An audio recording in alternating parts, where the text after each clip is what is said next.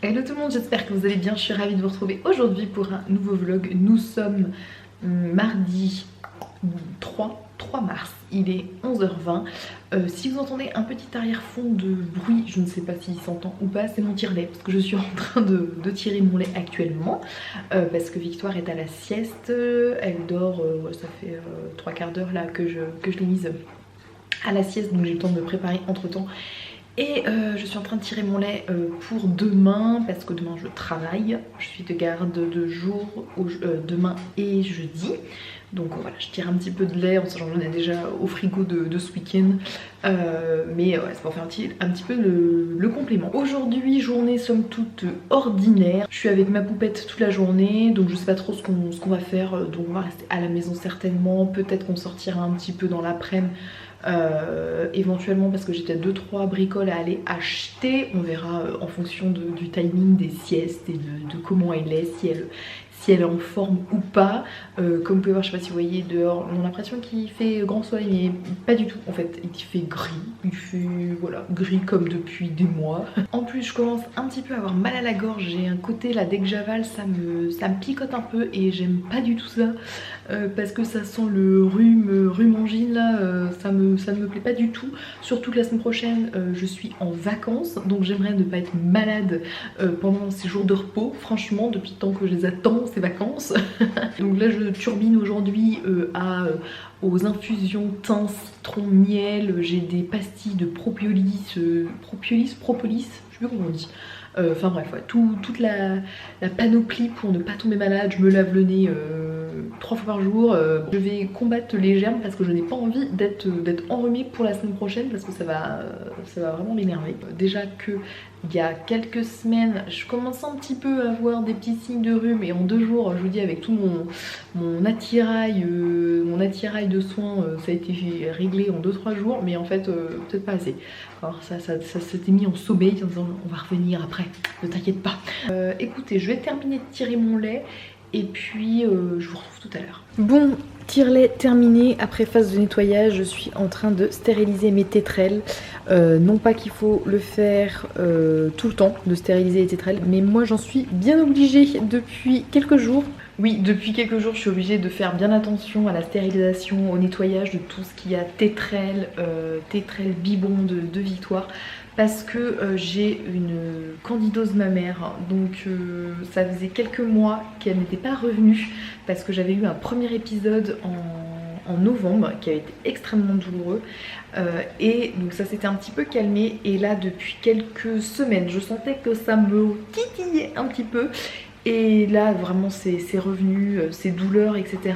Donc je suis sous traitement, j'ai vu avec une de mes collègues, elle m'a dit écoute prends le traitement de pommade déjà et enfin la pommade pour la poitrine plus un traitement de fond plus des probiotiques, enfin fais la totale parce que bah, c'est une récidive de mycose.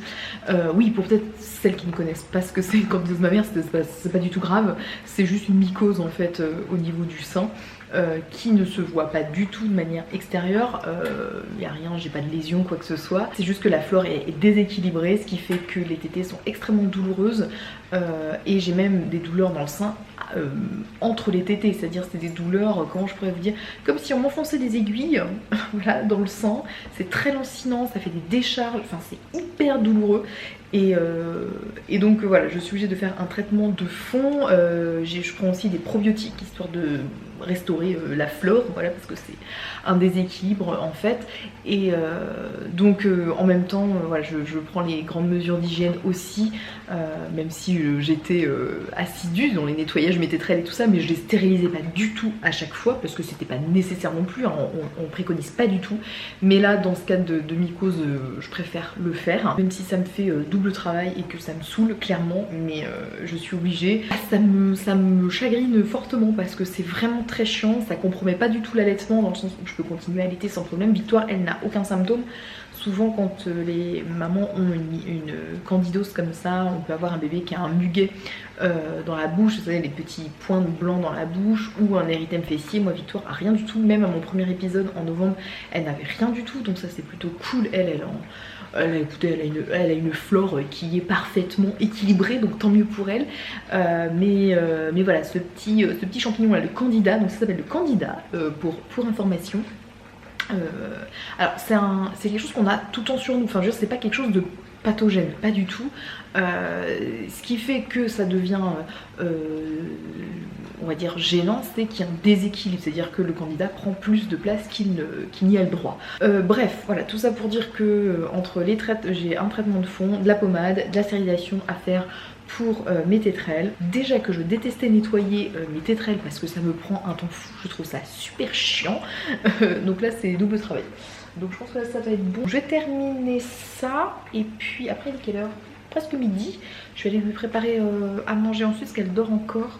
Je vais lui décongeler des petites purées que je lui ai préparées et purée compote ce midi.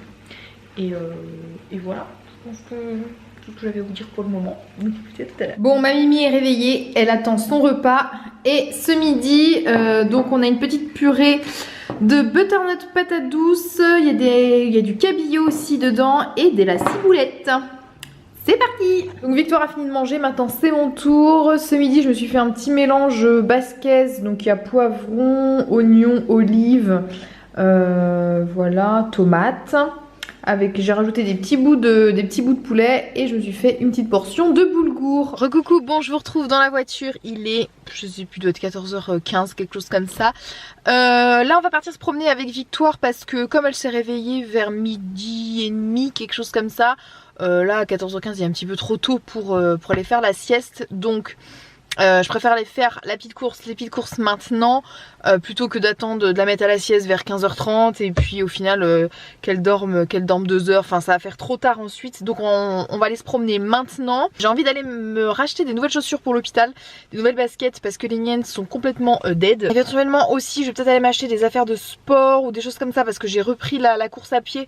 Je vous en reparlerai un petit peu plus tard je pense, et donc peut-être ouais, des petites affaires pour le sport, ce serait pas mal. Écoutez, c'est parti et moi je vous dis à tout à l'heure. Recoucou, bon je vous reprends, il est 16h, on est rentré il y a à peu près 20 minutes, donc j'ai mis Victoire à la sieste en rentrant parce que elle commençait à loucher dans la voiture, donc je voulais pas trop qu'elle s'endorme dans la voiture parce que je me suis dit le transfert siège auto au lit c'est sûr que ça va foirer, c'est sûr et certain, et elle aurait dormi genre que 10 minutes dans la voiture, donc et j'aurais eu du mal à la rendormir certainement après, donc j'ai essayé de la stimuler un petit peu dans la voiture en lui parlant, en chantant et tout, histoire qu'elle ne s'endorme pas, pour qu'elle puisse vraiment bien dormir dans son lit parce que dormir dans le cottage c'est pas l'idéal non plus. Donc je n'ai pas trouvé de chaussures pour l'hôpital.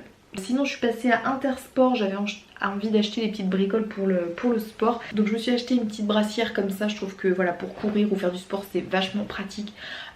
Plutôt qu'un soutien-gorge classique, hein, vraiment les brassières de sport c'est indispensable pour moi quand on fait du sport. Et sinon je me suis acheté des petites haltères comme ça, c'est de la marque énergétique et elles font 1,5 kg. Alors pourquoi je me suis acheté ça? Alors en fait c'est pour ma remise en forme du post-accouchement. Pour celles qui me suivent sur Instagram le savent, j'ai repris la course à pied depuis 2 semaines. Ouais c'est ça, 2 semaines. En fait je m'étais remise à la course à pied juste avant de tomber enceinte de Victoire. Et ensuite pendant la grossesse j'avais arrêté. Et donc là Victoire arrive à l'aube de ses 8 mois déjà, le 11 mars, et je trouve qu'il est temps que je me remette au sport. Je commence à trouver une petite organisation et d'avoir un petit peu de temps, donc c'est l'occasion de faire du sport à ce moment là. Donc j'ai recommencé en fait la course à pied, donc avec la même méthode que j'avais fait en 2018 avant ma grossesse. J'utilise donc l'application D4 Coach, je vous en avais parlé déjà il me semble, à ce moment-là, quand j'avais repris. Et donc je l'ai réutilisé et vraiment j'en suis toujours autant satisfaite. C'est une application qui est gratuite, qui est super bien faite et en fait l'intérêt c'est d'apprendre entre guillemets à courir. Donc j'ai repris cette méthode d'alternance marche et course. Mais comme je vous disais, je n'ai trouvé du temps de faire qu'une séance par semaine parce que voilà, ça me demande quand même du temps, ça me demande, même si ça m'est arrivé d'aller courir avec Victoire, mais clairement faut sortir la poussette, faut sortir le manteau, faut qu'il fasse super beau. Voilà, ce qui n'est pas trop le cas en ce moment, hein, le soleil on le cherche un petit peu. Je peux pas faire 2 à 3 séances par semaine, ce qui serait l'idéal dans le cas où j'ai envie de perdre du poids et reprendre mon poids de forme et mes formes initiales d'avant grossesse. Je suis arrivée à un point où je trouve qu'il faut que, voilà, je m'y remette parce que mon corps ne me plaît pas du tout, clairement. Alors il y a le poids, ça c'est sûr, mais c'est vraiment le côté tonique, muscle, que j'ai l'impression d'être fondue de partout, j'ai l'impression d'être molle de partout, c'est horrible. Parce qu'en termes de poids, comme je vous avais dit, j'avais perdu quasiment tout mon poids de grossesse, il me restait 2 kilos, qui me reste encore. Mais je pense pas que ce soit ces 2 kilos qui soient franchement visibles. C'est-à-dire que pour moi 2 kilos, bon, c'est pas ça qui fait que je me sens mal dans mon corps, vraiment. C'est vraiment la forme de mon corps, surtout au niveau forcément des hanches, du ventre, du haut des cuisses. Qui est encore un petit peu mou, voilà, c'est le corps de post-accouchement malgré tout, même si ça fait presque 8 mois. Donc clairement une séance par semaine ça va pas être suffisant, ça c'est clair et net, et j'ai pas le temps, je trouverai pas le temps, je pense, de faire 2 à 3 séances par semaine. Je vois pas à l'heure actuelle comment faire pour le moment. Donc j'ai un petit peu fouiné sur internet de voir qu'est-ce que je pourrais faire en alternance qui me prenne pas trop de temps, qui soit assez efficace pour conjointement en fait avec la course à pied. Et j'ai vu un programme spécial postpartum, donc post-accouchement. Voilà, j'ai trouvé par hasard comme ça, c'est le Top Body Challenge, donc que l'on connaît, hein, de Sonia Telev, je crois qu'elle s'appelle comme ça. Elle en a fait un très connu, enfin le classique, hein, que je n'avais pas essayé. J'avais dû essayer une séance et ça n'avait pas du tout convenu parce que j'ai trouvé ça super dur. Et là elle a fait un programme spécial pour le post-accouchement. Donc ça c'est cool. J'ai regardé un petit peu comment il était conçu et je pense qu'il est beaucoup moins traumatique et beaucoup moins fort que le classique, donc ça c'est bien. C'est un programme avec 2 séances par semaine de 30 minutes qu'on peut faire à la maison. En n'ayant aucun matériel, juste un tapis et 2 petites haltères. C'était juste ça qu'il fallait que j'achète. Et c'est tout. Donc je me suis dit, bon, pourquoi pas tester ce programme? C'est sur 12 semaines, on verra bien si je tiens pas. Je me mets pas la pression non plus, mais de toute façon pour mon objectif de retrouver un corps à peu près potable, en tout cas à mes yeux, et dans mon confort, de me sentir bien dans mon corps, juste une séance de course à pied me suffira pas, ça c'est certain. Donc on va voir si le combo des deux me remet en forme. J'ai clairement pas d'objectif de poids, c'est-à-dire je me dis pas je veux perdre tant de kilos, je veux perdre 5 kilos, 6 kilos, 7 kilos, 10 kilos, enfin bref. Parce que en fait je trouve que le poids ce n'est qu'un chiffre, car pour un poids on peut se sentir en forme malgré tout alors qu'on n'a pas perdu beaucoup de kilos par exemple, mais on s'est tonifié, on a retrouvé une sangle abdominale, enfin tout ça. Et donc je veux pas me mettre d'objectif de poids. J'espère que je vais tenir. Si certaines ont fait ce programme là en postpartum, hein, je parle bien, pas le classique, n'hésitez pas à me laisser vos commentaires, à échanger avec ça, me dire si il vous a convenu, s'il a été efficace, ou même partagez-moi votre expérience de remise en forme post-accouchement.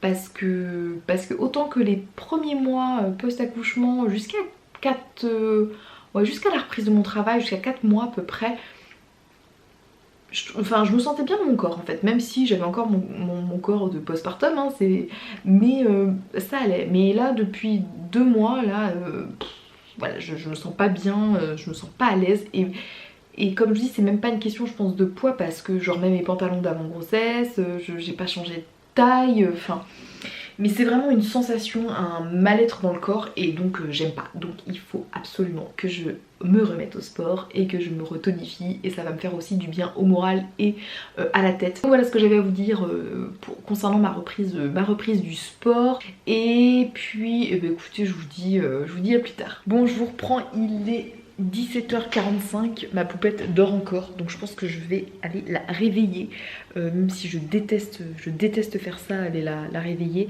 mais là clairement si elle dort jusqu'à pas d'heure ça va être compliqué que ce soir. Là ça va faire du coup quasiment 2 heures, mais en même temps comme je vous dis, elle avait dormi ce matin et elle n'avait pas du tout dormi au début d'après-midi, donc forcément là elle dort encore, mais je vais aller la réveiller. Elle a pas pris son goûter non plus. Je pense qu'on va faire qu'une tétée parce que bah il va se faire tard. Je vais pas lui donner une compote complète à 18 h alors qu'elle va manger à 19h30. C'est pas très logique. Je pense qu'elle va juste faire une petite tétée. Et puis vu le temps là, il ne fait pas trop moche. Il faut que j'aille chercher du pain. Donc je pense qu'on va y aller à pied. Voilà, ça va me faire une petite promenade. Donc écoutez, je vais aller voir ma petite poupette. Bon, c'est parti, mon petit colis est chargé. On va à la boulangerie chercher du pain. Et pour celle qui me demande, c'est le hoodie carrier de Love Radius que j'ai. Là, on vient de rentrer de la boulangerie, là il est 7h moins 20, je crois que j'ai vu un truc comme ça en arrivant. Donc je vais aller préparer le repas de ce soir, que ce soit pour nous et pour Victoire.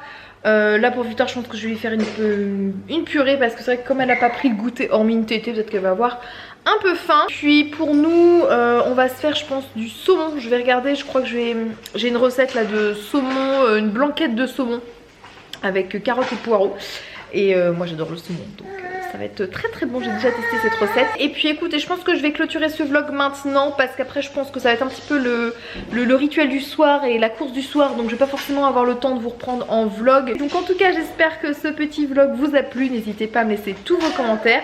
Et pour ma part je vous envoie plein de bisous, puis on se dit à la prochaine dans une nouvelle vidéo. Bye bye.